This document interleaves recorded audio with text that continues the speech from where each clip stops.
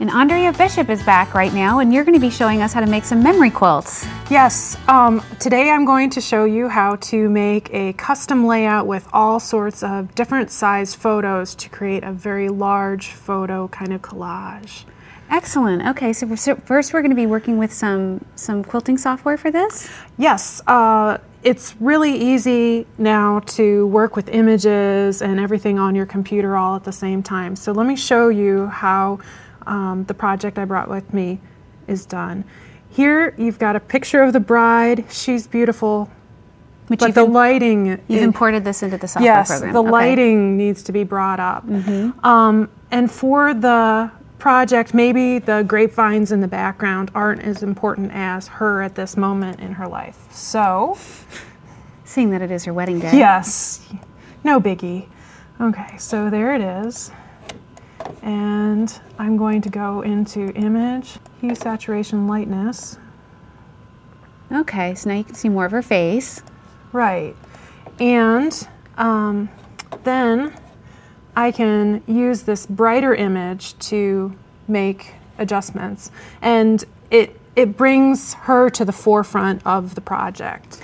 And there's software that you can do this for paper, but this is great because this is actually for quilts. Right, and the neat thing is, right now, I have this saved in the project, so when I go work over on a quilt, all I have to do is click on the image. So it looks like you have a template there for a quilt top. Right, I have worked on a grid set up, and so that when I set the cropped photos in there, they fit the spaces that I designed for them. Got it. And through that process, you can go in and maybe set the gate that was behind all the people at the ceremony, or the trees that were above her head, or maybe after the kiss, you've got a hug. And that looks like you digitally altered that photograph as well. Made it black and white or sepia toned, it looks as though. Well, you can do both. Let me show you very quickly. If I go and grab the hug and That's a neat picture. Choose colorize, if I drop the saturation way down, I get a grayscale image, but if I keep it up here, I can actually pick.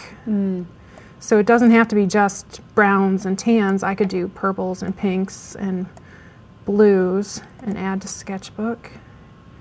And it will give me all sorts of different options for the quilt. So now I can set my blue hug in here. Okay, just replace it. So you keep working until you find a composition that you like. Right, and I've actually done the quilt in two different ways. One kind of untouched and the other affected. And you actually printed this onto fabric that can go through your inkjet printer?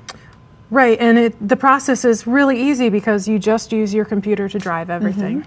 Now these are, so you printed these out individually and then you pieced them to make the quilt. And it goes together pretty well. If you're a beginning sewer, I would try to avoid the partial seams, but you simply pieced it. You just pieced it all together, so even if you have only an 8.5 by 11 inch printer, you can end up with larger photo projects. And then you just take some really nice fabrics and create your border. And you have a memory quilt. That's great. Well, Andrea, this has been great. And that's